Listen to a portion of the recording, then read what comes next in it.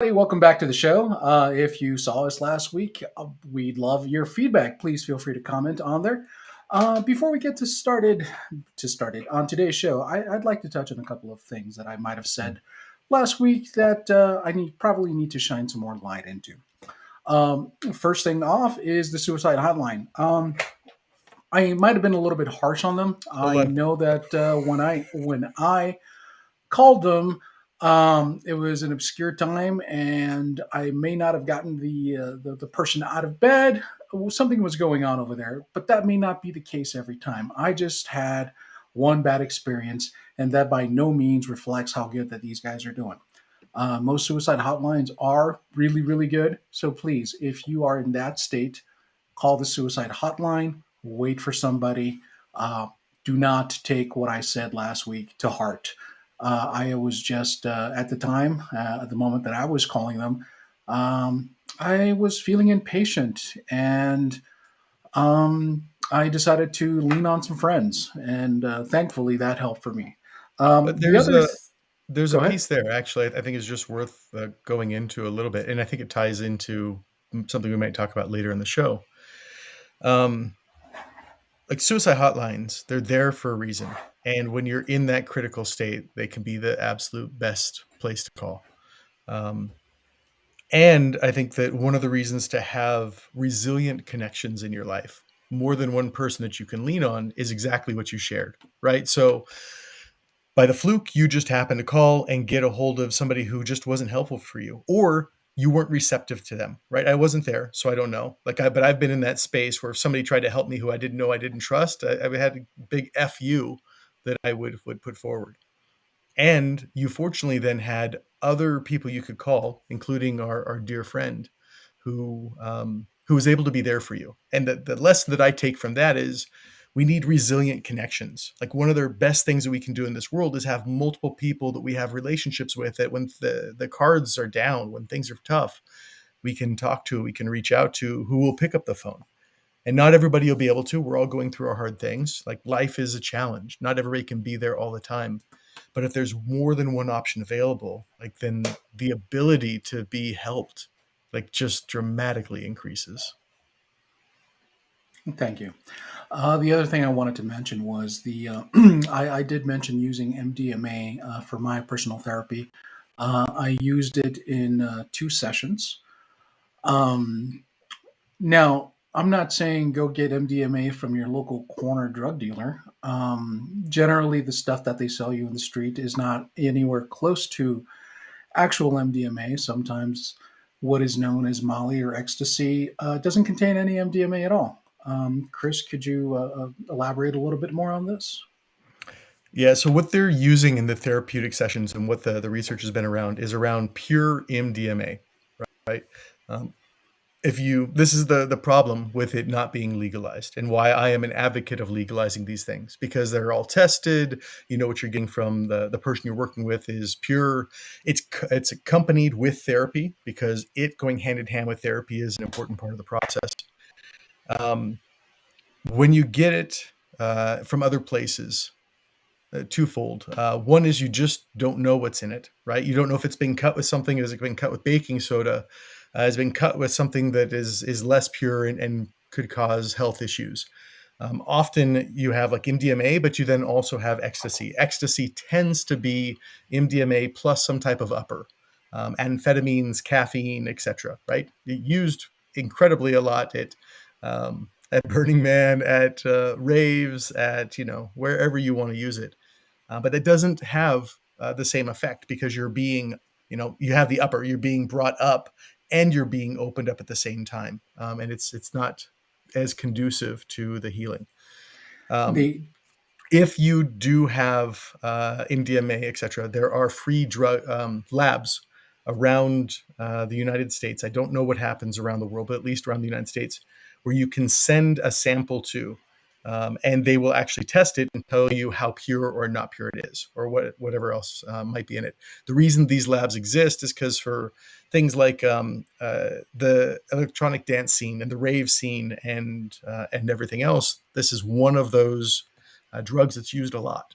And so at least there is some infrastructure to test what's out there, to be as safe as possible. However, um, the use of this for treating PTSD, depression, emotional issues, etc., it is intended to be used in a therapeutic environment while you're being watched, observed, and cared for by somebody who knows what's going on.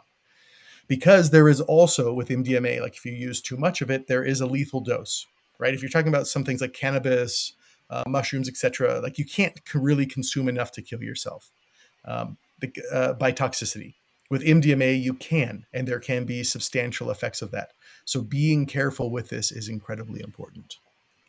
And again, don't go to a rave and take some Molly or what you might feel may be MDMA and expect results. It doesn't work like that. This is a therapy session. It lasts anywhere from 6 to 8 hours. Um, the general rule of thumb, from what I've read on the studies, is 3 sessions in 3 months. So this isn't something you take on a daily basis. It's not a Flintstones vitamin. Okay. So there is work to do with it. You need to be in therapy. That's talk therapy. Okay. When you do the MDMA, it is prepare for an 8 hour session. Okay. This is an 8 hours of you going through all your stuff. And it's not a one and done deal. It's usually 3 sessions in 3 months. If you go to a reputable medical expert. I know in the US it's not exactly legal, but if you have access to Canada, Canada, my understanding is that you can walk into a psychiatrist's office and start being seen and be offered the therapy. Um, with that, I also like to suggest the MD, what is it, the MDRA, eye movement. Um, I Uh, always get the letters wrong. EMDR.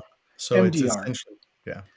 So, if you are already taking a lot of medications and you're like, one more drug might mess me up because I don't know if it's going to cause chaos with all the other meds I'm on, uh, and in the US, it's legal. The VA is starting to offer this. So, talk to your shrink, talk to your psychiatrist, and see if they can do the MDR for you. That's another option. Yeah. Um, on And that along note, with that, yeah. so EMDR, it's a therapy. It involves moving your eyes back and forth. Surprisingly, incredibly effective. Very good therapy to use. I know this anecdotally. I haven't tried it yet, though I intend to try it myself.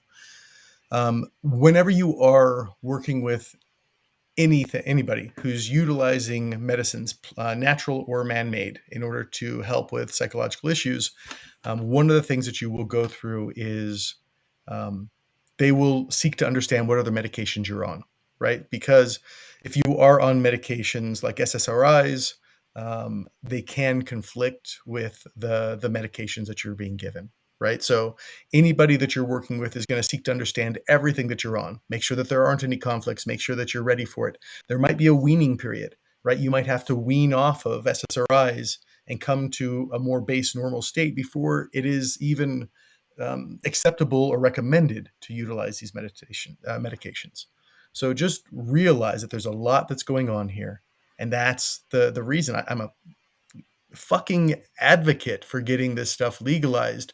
Not because I want it, like, underneath the control of the system and everything else, but because you can actually have the care that is necessary with this to do this well. And you can trust in the medication, you can trust in the process, you can trust in the person who's your practitioner helping out.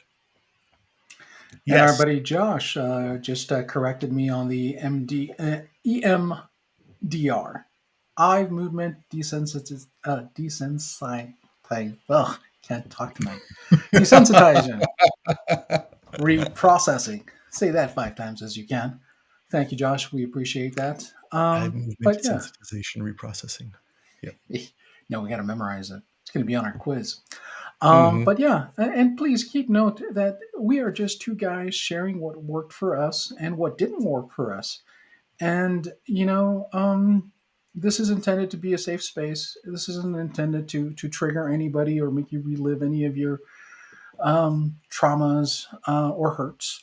Um, but this is a place to chat and talk. And if you feel like if you feel like sharing with us, feel free to jump on chat, post your comments, post your questions. We will read them out loud. We will acknowledge you. This is a safe spot for everybody. Okay. And no, we are not psychiatrists. We are not doctors. We're not psychologists. We're just two guys trying to create a safe space and trying to get some information out there because it's needed. Thank you. So, Chris, last week we kind of delved into my backstory.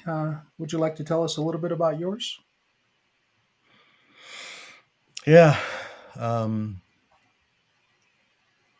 I think for what we're going through here, like we all have long backstories, right? We've all been through a lot of things in life. Um, I think what's most helpful to understand is that what brought me into a lot of these therapies, and when I say therapies, I don't mean just plant medicine. I've had exposure to traditional talk therapy, to plant medicines of many different types, uh, different psychological processing, different emotional processing, being hooked up to a $50,000 machine to monitor and help regulate my brain wavelengths and help to stimulate various neurons and neural pathways. Um,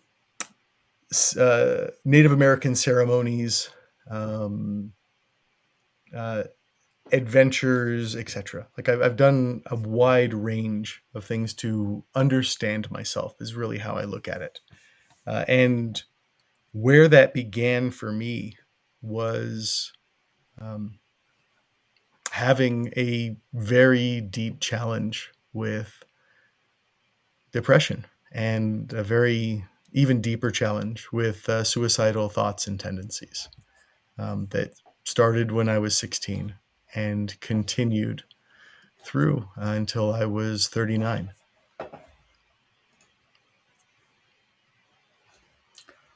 Was there a was there a cause when you were 16? Did something bad happen at that time? Yes, and um, so when I look back, what had happened for me was that I had this ginormous fight with somebody that I was in a relationship with. And I felt hurt. I felt embarrassed. I felt less than. I just, I couldn't, I was felt hurt so deeply and so badly that I couldn't imagine going on. And I didn't know myself back then. I didn't know why I felt these things. I didn't understand. I didn't have any context. I just knew that I'd gotten to a point where I hurt so badly that I didn't want to live. And so I drove a pickup truck out to a dump in the middle of the desert. And I had stolen the shotgun from my parents' gun cabinet. Listened to some songs, of course. I definitely played up the drama of it, if you will. But it was intended to be my last moments in this earth. Then I slid over to the passenger side and I put the shotgun in my mouth and I put my thumb on the trigger. I flipped the safety off um, and I tried to pull the trigger and something stopped me. I don't know what it was. My experience was that I was pushing down hard on the trigger and yet nothing happened. Um, I can look back and go, there was something within me that still wanted to live. There was something in me that wasn't willing or ready to let go. But I was at that edge, like a few ounces heavier one way or the other, and I wouldn't be here to tell the story. Um, Went home that night, and my parents didn't know where I was because I was out late, and they were worried, and I didn't know what to do. So I walked in and I pulled a shotgun shell that I had loaded in the shotgun out of my pocket and laid it on the table, and then walked away. And there was some therapy, which I don't really remember going into very deeply or taking very seriously, to be honest with you. I just kind of dealt with my own stuff. And then I found ways to compartmentalize that. I found ways to not go back to that same place.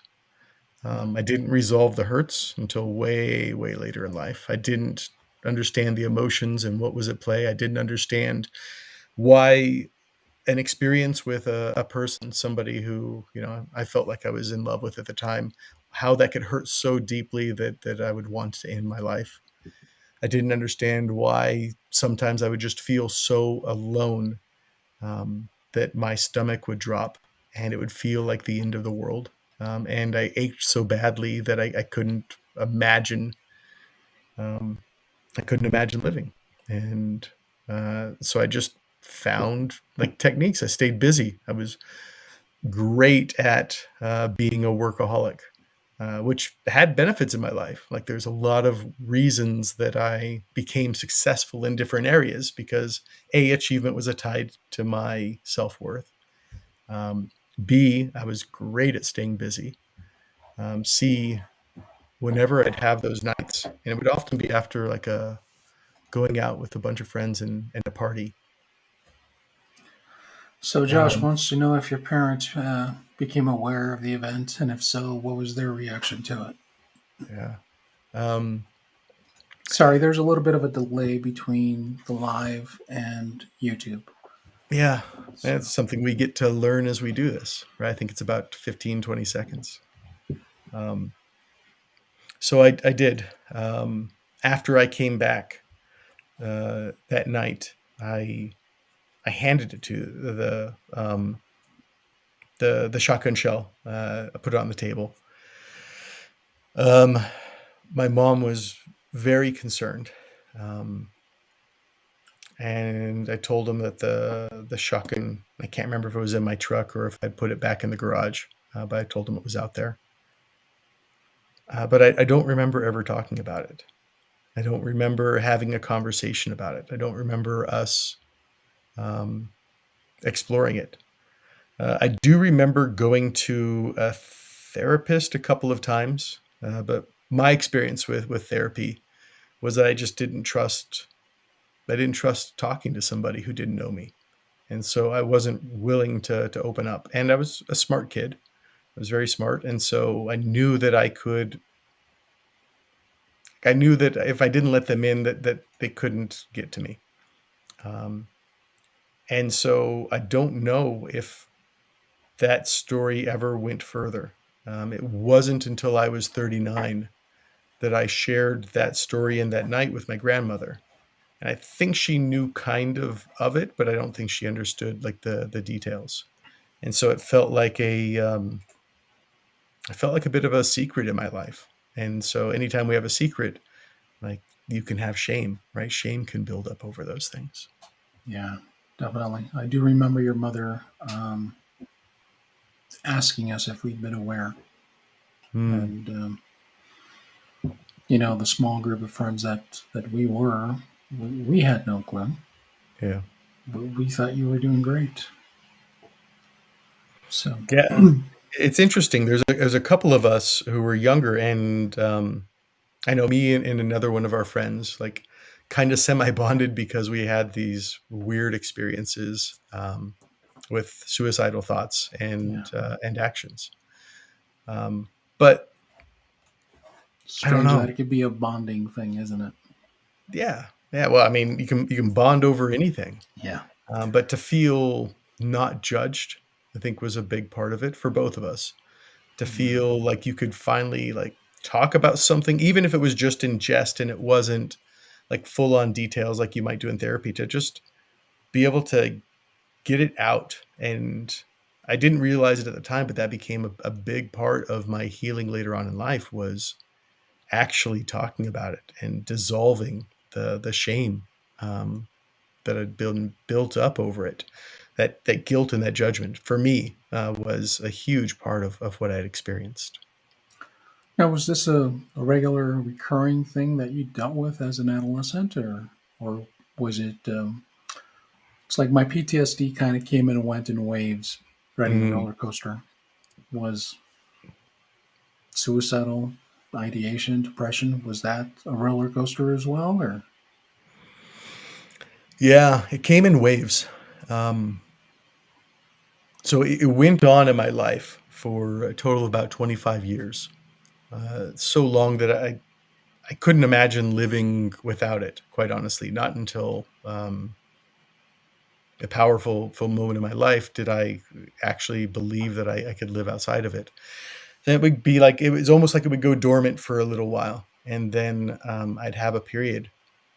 And if I think about that period, it was a stressful period. It was a period where I wasn't getting very much sleep. And so, like, I was just frazzled. I was run out. I didn't have a lot of energy to even manage my emotions, right? Because that's what I was doing a lot at the time. I was managing my emotions. You're compartmentalizing, you're pushing down, you're um, trying to feel the way you want to feel. And that's where my coping techniques of staying busy, doing the things. And then when I'd come home after like a party, and uh, I would just feel so alone. I'd feel like nobody in the world cared if I lived or died, and I didn't care if I lived or died, which wasn't true. I had a lot of people who cared about me, but that was how I felt. That was the reality of it. yeah, And it was that feeling I described earlier. It's like literally like my heart and my stomach would sink into like a bottomless pit, and my insides would ache so badly that I would begin thinking about going downstairs into a gun cabinet I had and picking out a pistol and just being done with it. Um, and I never let myself get that far again. There was something to having gotten so close to the end when I was 16 that I think I took it seriously. Like a part of me took it seriously. Like, don't let it get too far, because if you do, it's game over. yeah. And so I learned how to force myself to sleep.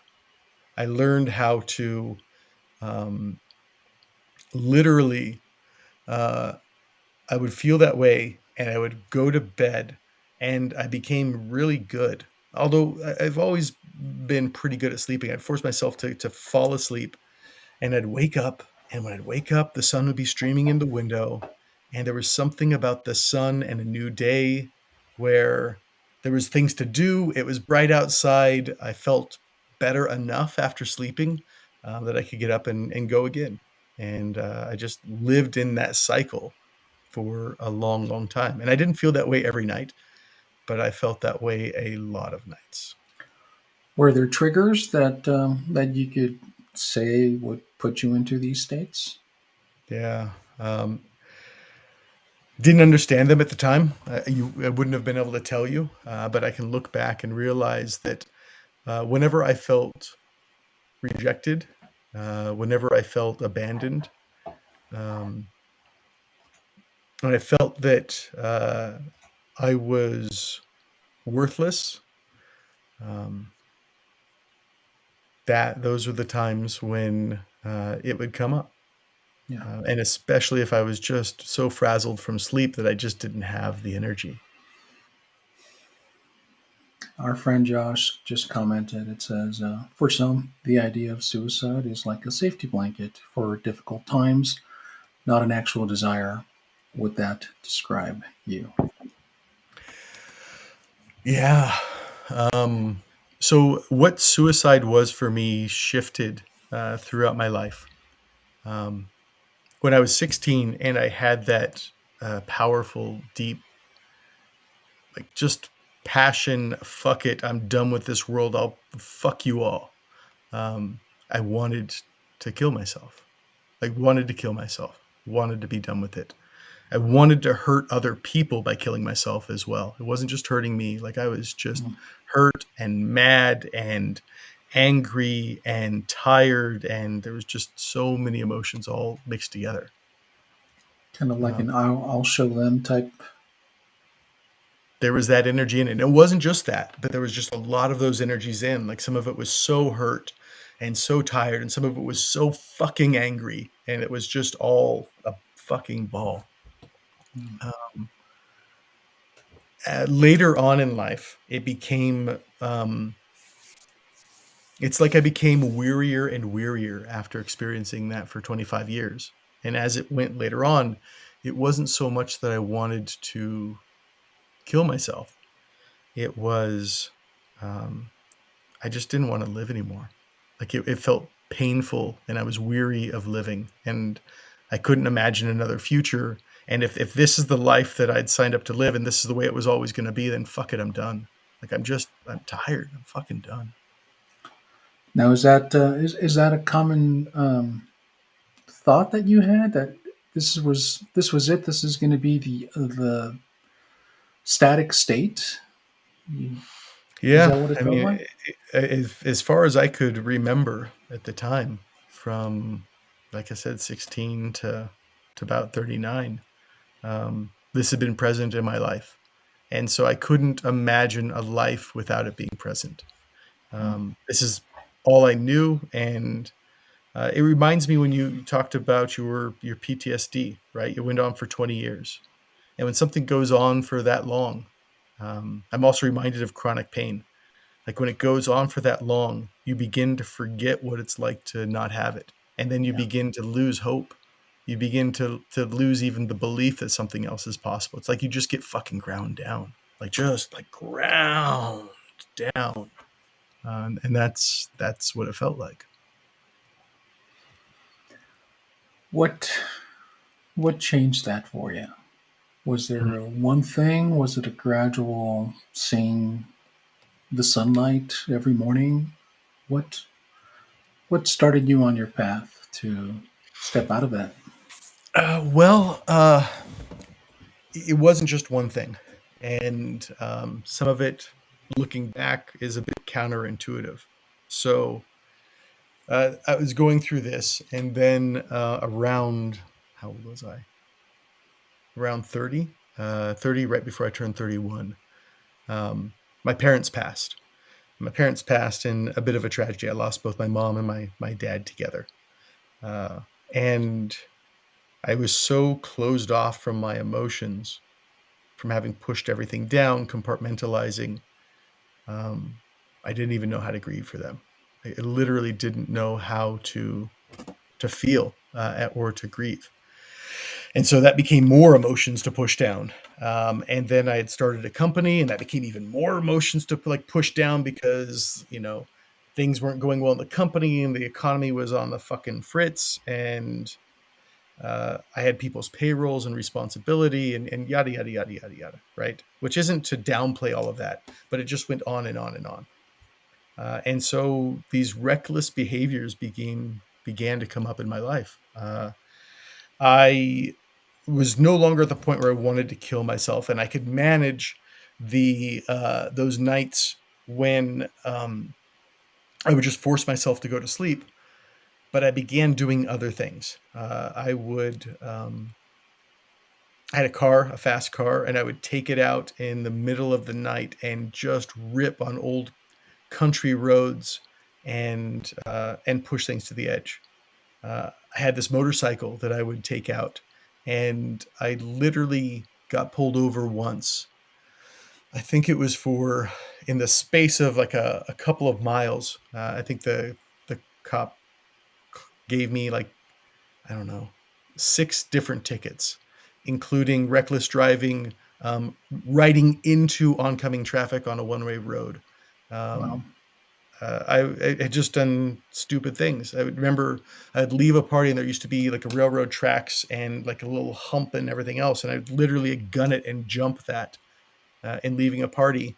Sometimes after having like been drinking, I didn't care about my life, and so I got to the point where I was kind of throwing it away, which led weirdly enough to me just going, well, fuck it. Like if I'm gonna go, like fuck it, like let's go do something more interesting. And through a series of events, my friend Bob suggested these weird guys who did this adventure thing, and um, this sounds weird, but it made sense at the time. Like I ended up stepping away from my life for about a month and a half, including the company that I'd built. And I with 2 friends, I drove an ambulance from the UK to Mongolia, 10,000 miles. right?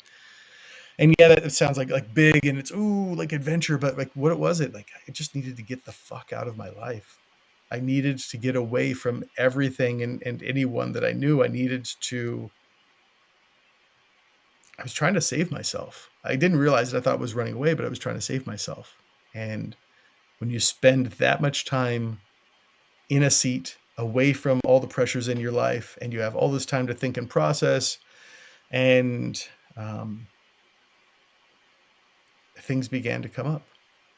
And I've shared this story in other places. I won't go into all the details now, but um, there ended up being this night at the end uh, where the ambulance had broken down, and my friend Steve had to go to get a hitchhike with a bunch of people we didn't know to try to find some way to get us to the next city, um, the end of the trip actually. And I ended up alone in the desert, and I had brought this little glass. I don't know what to call it. Like it was Snow almost globe. a snow globe. Is this glass uh, like effigy? This piece of glass that had a picture of my parents on it that my sister had given to me. Yeah. Uh, and I found it and dug it out of the bags it was in, and I took it out into the middle of the desert, and I fucking cried. I just like all these emotions that I had pushed down for years. Like it just cried, and I began to grieve for them, began to let them go, um, and that was the beginning of I got to explore. Like I'm not healthy, I'm not well, um, but it wasn't even just that. I didn't realize how hurt I was. I just realized that the life I was living, like it wasn't working for me. I wasn't happy. I had all the things that you're supposed to have. I checked all the fucking boxes, and it wasn't working for me. So I began to get curious, like what makes a good life. I began to meet new people. I began to go out and try things, and that curiosity was a key. I wasn't healed by any means. I still had fuck tons of hurt and pain, more than I'd realized. And if I knew how much I had, I probably wouldn't have gone on the journey. Um, like that naiveness can be really, really powerful and helpful. Yeah. Um, but that ended up leading me to plant medicines. And that became one of the ways that I began to understand myself. And then that led me to other therapies and to other people who'd experienced things and to deep people who cared, people who could relate, people who were willing to listen that I could open up to. Um, So you and were inadvertently having talk therapy at the same time as you were experimenting with these plant medicines. Would that be a fair assumption? yeah, it's fascinating. Like the relationship that I have with talk therapy, and I'm a proponent of talk therapy, especially in the right context with the right relationships, right? But before then, I was the worst therapy patient. Like I'd walk in and be like, "Fuck you, I'm smarter than you," um, and How and many get times did you have therapy? I know you had some when you were a teenager, but later in life, were you yeah court mandated? after my parents passed. I tried therapy. I went to um, 4 different therapists, and again, I man, if I could meet myself back then, I was definitely a bit of a snotty brat, but a good-hearted snotty brat. Yeah. But I walked out of at least 3 of those, really realizing, and I went to multiple sessions with them, but realizing like there's no way that they're getting in, and what they knew wasn't helping me, and I didn't trust them, and yada yada yada. And there was this one guy um, who kind of got in a little bit, and it's because he didn't try to outsmart me. Like he wasn't there to prove that he was better or smarter or to even to figure me out. He was just somebody who cared, and you could feel the care off of him. You could literally, like when he was there, you could tell he actually gave a shit. Yeah. Um, and that opened it up a little bit. Um, And it wasn't till like later when I just found people that I developed deep relationships with that I could share and I could talk. Hmm. Um, I even then I wasn't entirely open about everything that I was experiencing. Um, so there that's continued for a while, and then there was I got better. It felt like better, and then I started entering into intimate relationships again, uh, Hmm. and then I felt hurt and judged and abandoned and not cared for, and like it's like I became like really good and oh my life was actually really fucking awesome, and then I went into intimate relationships and it was like a whole scab got ripped off, and then it's like I couldn't, like I wasn't myself. I was hurt. Things set me off, and it's almost like I regressed to who I was when I was 16, and now that I look back, even younger, right? Wow. And I was at this event with some people that I knew. I was 38, only like a week, less than a week, only a few days before my 39th birthday, and this off and on relationship that I'd had with this woman had gone sour, and I just fucking hurt, and I was tired, and I just realized that the cycle's gone on forever, and it's probably never going to end, and I'm done. Like if this is the game that I came here to play in this lifetime, I'm fucking done. I'm done. Like I'm not going to sit here and eat every day. And so I became very clear exactly what I was going to do when I left that event, which would have been my 39th birthday, and how I was going to easily and painlessly and just quickly end it all. It was very clear. I had the plan, I had the means, all of it. We have a comment from Miss Terry Lesser. She says, "It's fascinating how clever and powerful the unconscious mind can be, and how slash why it works to hide things from itself." And along with that, I agree that it hides things, right? And this may not be true for everybody. I can only speak towards my experience. I've often found that it's it's a protection mechanism, right? That hiding something isn't actually trying. It wasn't trying to hurt me. What I hid for myself, it was trying to protect me from something that seemed so hurtful and so powerful that um, it was almost impossible to be with it. So, was that Uh, a justification in your own mind? I don't consider it a justification. Like each time that I've come across something that is ready to be healed or integrated, right? Mhm. Um, it's like it's like I have to face a part of me that has been protecting me and keeping me alive for years, right?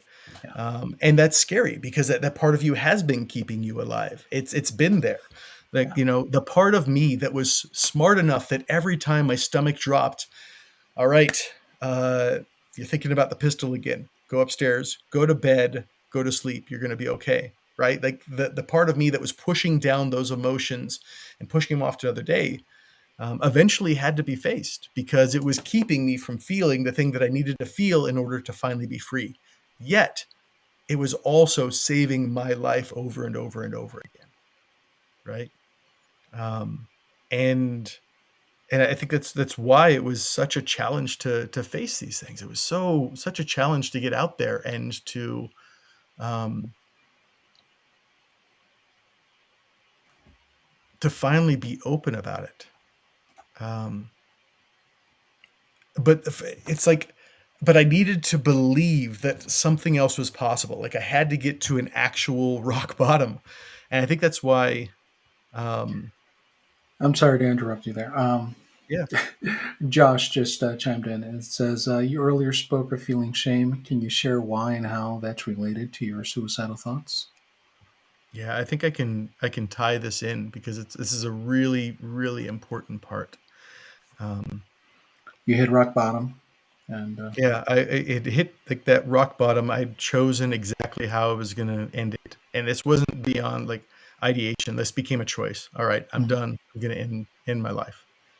And then and this is the serendipity of the world. Um, I was having a really emotionally challenging time, and I know that that was evident to the people who cared about me. And I happened to be rooming with a friend of mine at this event. Um, and I didn't tell him what I was thinking. I didn't tell him that I'd had these challenges in life. I wasn't open about this, though he could obviously recognize something. Yeah. And one night he just sat me down, and I think we were both laying in our beds, and I was just having a shitty night. And he shared with me that he had experienced um, what he had experienced. He didn't say, "Hey, I understand." He didn't say, "I get you. You're going to be okay." He told me what he had experienced in life, and I didn't realize that he had gone through um, like a decade or more of these same things: suicidal thoughts and tendencies, and depression. Um, and I knew him, and I trusted him, and he told me that now, like, sometimes that weather, that cloud will pass, but instead of like coming a few times a year, maybe it comes once a decade. Like it was, and when it does, it doesn't feel the same way. Um, and there was something about his story. There was something about his story where he wasn't judging me. He wasn't telling me like I was gonna be okay. He wasn't trying to fucking fix me, but he was being honest, and I could feel it. And in his honesty,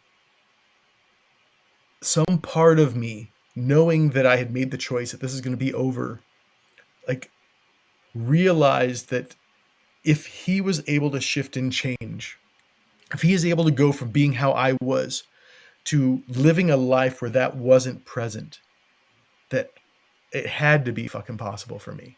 Like it's like this little glimmer of belief finally like popped out, and maybe because it was at the end, because it was the fucking end, and I had like nothing else to hold on to. Um, and that's where I made a different choice. Instead of flying home on my 39th birthday and putting my plans into action, I drove. I rented a car and I drove from California up to Washington, and I surprised my grandmother on my birthday, and I sat down and um, I told her I had to tell her something, and she was there. My aunt was there, and she was one of the first people that I opened up to and told what I had been experiencing. And I told her about the time when I was 16, and I told her about all the times since. And I told her that I felt like I wanted to end my life. Um, and this is what ties back into that, what Josh just asked. When I shared this, it was terrifying. I was terrified to have this conversation, even though she was one of the people who's always cared about me. Um, but as I shared it, I I felt lighter. It's like it's like there was this darkness inside, and that when I pulled it out to share it, it's like the putting it in the light and sharing it with somebody. It's like it began to dissolve just a little bit. It wasn't all done, but it began to dissolve, and I realized later, looking back, that like I just had so much shame, feeling that like I was broken or I was wrong, or like I couldn't even talk about these things. That finally getting it out there was such an incredible relief. Um, and then I spent literally the next 3 months traveling around to almost everybody who was uh, important in my life, and having the same conversation with, and over and over and over again. And each time I did, like it got lighter. And every time I did, um, like the person told me like how much they cared about me and loved me. And I think it was because I was willing to be open, like I was willing to release some of the shame. It's like I could actually feel when they said they cared about me. I could actually feel it and know it a little bit. And we ended up coming up with this list. Every person I talked to demanded to be on it. And it was the list that I promised that I would call if I ever got to that place again. Um, and I've shared about this. And the power of the list wasn't just like a bunch of names. Um, the power of the list was also that it was real. It was written. It was on paper. I kept it with me in my wallet. And whenever I would hit those moments where like it just felt like nobody cared, I pulled it out and I could feel it in my hands and I couldn't deny it. Like my mind could play tricks, my emotions could say all these things, and I could feel like nobody cared, and yet I could hold this thing in my hand and go, "Fuck, I can't deny this." By the time I was done, I think I had like 11 people on the list, and I'm like, "There's 11 people who care so much that they want me to call them whenever I feel this way, that they care, that they'll pick up the phone in the middle of the night." And I was like, "God, how lucky am I?" Yeah. Um, and it changed. The shame around it dissolved, and then I began having this conversation and being open about what I'd experienced. And then the number of people who quietly, often not in front of others, would just say, "Hey, thank you. Like I feel that way," and they weren't looking for me to fix them. Weren't always even looking for advice. They just didn't want to feel alone. And then the number of people would be like, "Well, I thank you." In the way that I shared it, something touched them, something made sense. I remember this one woman came up. She's like, "My boyfriend's been experiencing this, and I haven't been able to understand it. I don't know what to do. I feel helpless." Um, and something in sharing it helped her to be able to relate to him, which I have no doubt then helped him not feel so alone. And so I've come to understand that like sharing these things is crucial. It's key. And doing the emotional work to get to the bottom of it. Oh Uh, my God. Josh just quoted, "It's amazing. With the blink of an eye, you finally see the light." Yeah, I don't know if he knows this Aerosmith. or not. This is either it's both serendipity or amazingly orchestrated. Um, that song was the song that I was playing in the truck on repeat a few times before I put the shotgun in my mouth. Um, because the beginning of it was just something that I felt so dearly, and it felt, um, yeah, it was literally the song that I nearly ended my life to. And at the end, those are the lyrics. You finally see the light. Yeah. Yeah. So you've gone out, you've shared your story, which a little bit of talk therapy, a little bit of almost like an AA 12 step, going to all these people and just kind of sharing and getting that positive feedback and that sense of just being loved for who you are started Yeah. you on a path to deal with it. How did you deal with it after that? After you have your list, after you did you go back to talk therapy? Did you Mm. what what prompted that moment to say going into some of the medications that you alluded to earlier? Yeah. So by that time, I had used plant medicines for almost a decade to resolve and understand other things about myself. And yet, this one had remained, mm, I don't know, maybe I was just scared to dive into it. And I was resistant to it. Maybe it's like Terry was saying, the parts of the unconsciousness that are kind of protecting ourselves, from ourselves. Yeah. But then knowing um, that I had these people who cared about me, knowing that I was loved and cared and supported, somehow that gave me the courage to begin facing some of the deeper hurts in my life. that went back to um, feeling abandoned when I was a kid, to feeling rejected, um, to feeling disgraced and dishonored and worthless at times.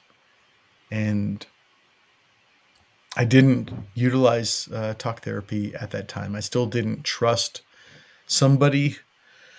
I didn't trust somebody who wasn't willing to be open with me, right? It's like Yeah. the two-way transparency. I trust that. That's why you and I have gotten along so well. But at the time, like one-way transparency, you want me to divulge like my deepest, darkest fears, and I know nothing about you. Fuck you. Um, so I began to go deeper with friends. I began to go deeper with different therapies. I began to go deeper with ceremony, indigenous ceremonies, and then to use the medicine even more intentionally. I'd always had a lot of intention. I have an incredible amount of respect for these medicines. And we're talking about psilocybin. Um, we're talking about peyote. We're talking about ayahuasca. We're talking about MDMA. We're talking about LSD. We're talking about like all of these, right? I have incredible amount of respect for them, especially the rituals around them to put a container that's really important, and intentions especially. Um, but I began to go into that. What was your first plant medicine that you tried, and how did that happen?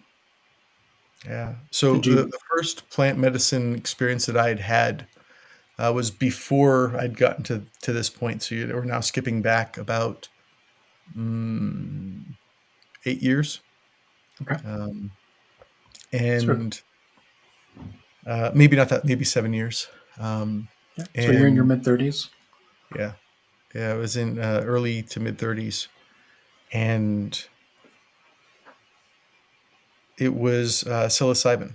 Um, my first experience with psilocybin and utilizing it as a medicine was having just a little bit. I didn't know anybody who did these medicines. I didn't know anybody to ask. Mhm. So I got a hold of some and I just began. Not that I recommend this. This is why I truly believe having the right practitioner, the right guide is so important. But I didn't know anybody. And so it was terrifying. And I began to experiment on my own. And I would literally take, somebody says this dose is good. Great. What's a quarter of that? Like literally, I'd break it down, and I was very cautious with myself. Mhm.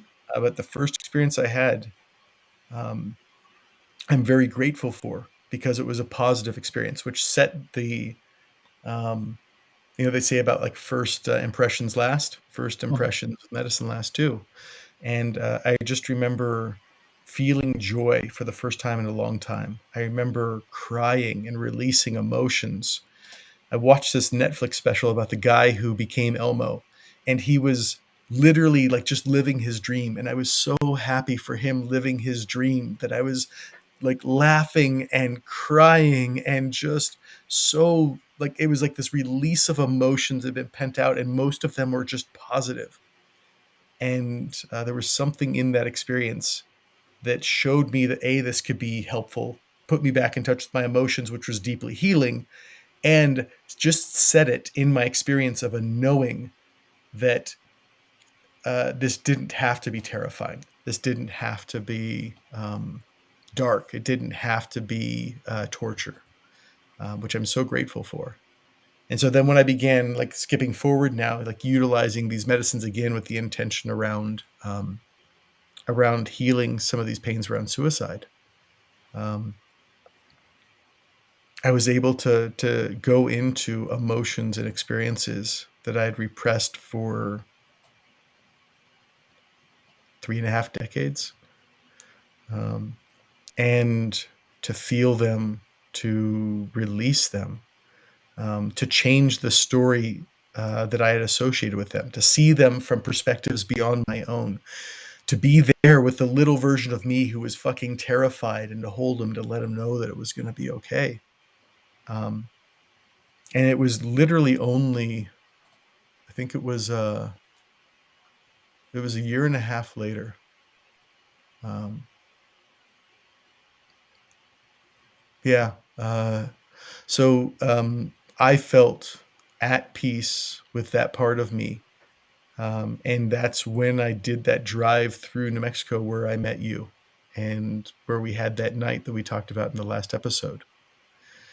And then literally from there, I drove to Albuquerque. We went there together. And then from there, I went back down to Chaparral, New Mexico, right on the border between New Mexico and El Paso, Texas. And I went out to that same spot in the desert, like as the sun was rising one morning. And I meditated and I watched the sunrise. And I felt nothing but peace and gratitude. Like it was like I felt like I was done with it. I felt like I was integrated, healed, whatever word we want to use. Yeah. But when I felt it there, like I knew it before, but when I was there and I was in the place and I could feel the energy of that night where it almost all ended, and I didn't feel hurt. I didn't feel scared. I didn't feel judged. I didn't feel wrong. I just felt peace. I knew it was all okay. And I do like I still have periods where I go into like I would call depressed states or depression, and I don't have that desire. I don't have that draw. I don't have that want to end my life anymore. Like it hasn't existed in my life for now 3 years, That's three and a awesome. half years, and I I never thought I would be living a life where it wasn't always present. And now sometimes it becomes a bit of a challenge to remember what it was like when that's all that I knew. That Yeah. was the only way I could ever imagine living.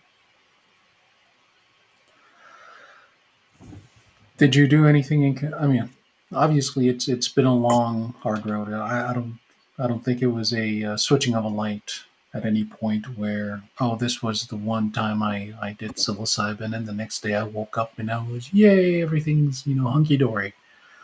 Um, a couple of things I noticed is you kind of did the talk therapy. You did all the things you were supposed to do, not the way you normally do them. Now, would you credit that with the psilocybin, or would you say that the psilocybin just kind of give you that extra push, or do you think that just simply time healed those wounds? I don't think time alone did, but time can help. Um, I'm going to say two things. One is I wish that at the time when I began this, over a decade ago, I wish I understood the power of MDMA therapy because I really believe that container and that particular medicine, when we're talking about the type of emotional challenges that I had experienced, and the support of somebody who I would already have to have trust with, but who I could trust. Yeah. Um, I believe that what became um, many years of work for me could have been much, much shorter. And so that's one of the reasons I'm such a proponent of MDMA therapy. I didn't come across that or understand that until way later in my journey. More so Um, than the psilocybin? yeah, more so than the psilocybin. When we're talking about emotional traumas and hurts and the integration of that and the feeling of it, Mhm. MDMA is a more powerful medicine because it floods your body with serotonin. You feel safe. And so you're able to actually get down into the emotions that need to be experienced, processed, integrated. Um, it's for those things, it's a better medicine. Not to say it's the only one. Um, Psilocybin for understanding my consciousness, for understanding what was going on underneath the covers, that was these patterns that were going, for coming into a deeper peace with myself, or helping with like um, the reoccurrence of depression. Incredible, absolutely incredible, but different tools for different things. For Um, those of you that may not be aware, psilocybin is a type of fungus, sometimes called magic mushrooms. Again, check your state for what is legal and what is not. I know in New Mexico, my understanding is that mushrooms are not illegal. So Decriminalized, which is different than decriminalized, legal, but right, decriminalized is at least on its way. right. So Yeah. again, wherever you may be, some of these medicines may be available to you, some of them may not. That's why we try to touch a little bit on a few of them. Yeah. Um, and again, The thing that I'll add in there just to hit and share.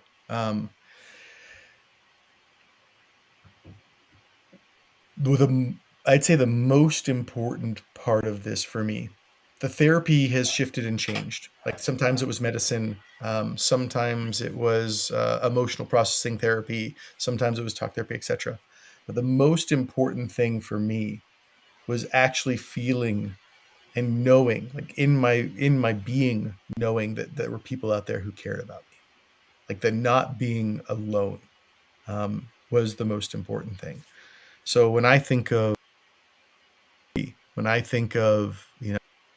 having a brother or sister who just your back, like biological or not, doesn't matter. Like somebody you can just be open with. I actually believe that that is one of the most powerful things that you can have. And I attribute the people who just cared about me so deeply to listen to me without judgment, even without trying to fix me, and just help me feel like there was nothing to be ashamed of. Help me feel that I wasn't wrong. Help me feel that I wasn't even broken. I was just hurting. yeah, Um, that was truly and deeply important. yeah, I think a lot of us just definitely feel alone when we're hurting, and sometimes we need we hurt needlessly for a very long time, which puts us in these states of static being. You know, it's hard to imagine anything different. Um, Very similar to the PTSD. I'm Yeah, I'm just echoing a lot of the things that you were going through. I went through. Um, yeah.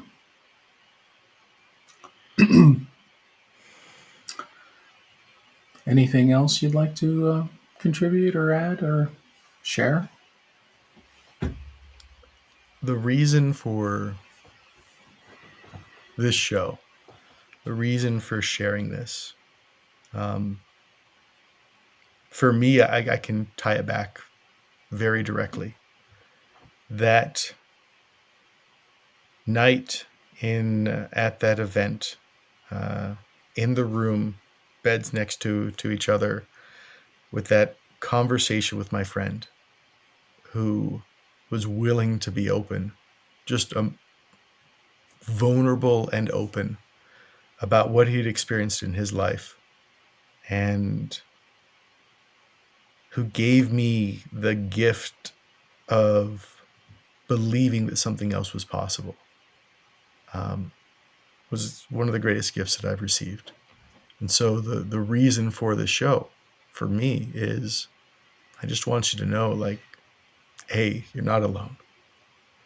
I'm not saying that I understand everything that you're going through. We all have our own circumstances, but I understand what it's like to be in the darkness and in the hole, and that's all that you can see and all that you can feel, and to not believe that there can ever be anything different.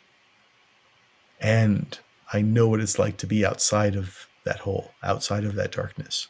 And I know what it's like to live a life that is far from perfect, but is so much better than I ever could have imagined.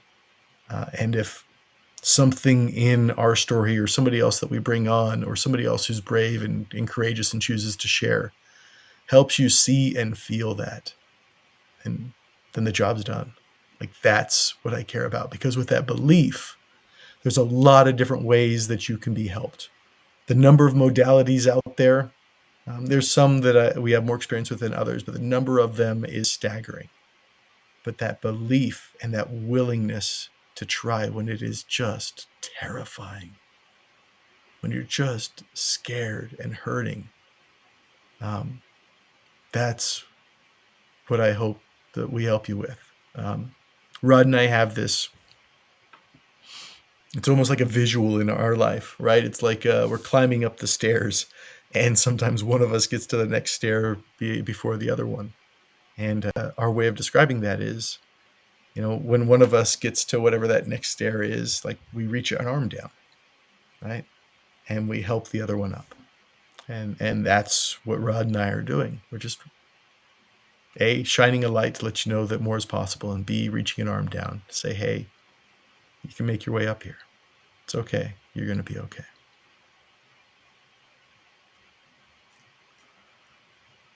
I'd like to invite people, um, if you'd like to share, you can remain anonymous. You can give us a fake name.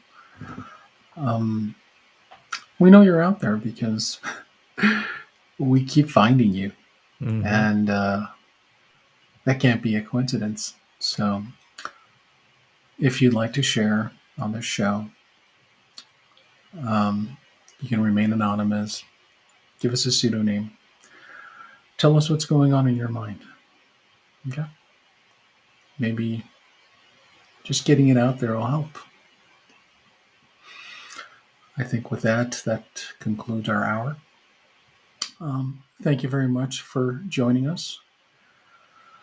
Um,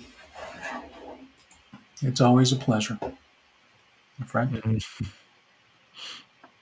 My pleasure. Thank Lots you of for love. your support. Josh is a dear friend, and his support has been incredible in both of our lives for many, many years. Thank you. His last comment was, "Thank you for sharing, educating, and illuminating us with your story." Thank you, folks. Please join us here next week. Same bad channel, same bad time. All right. Big love.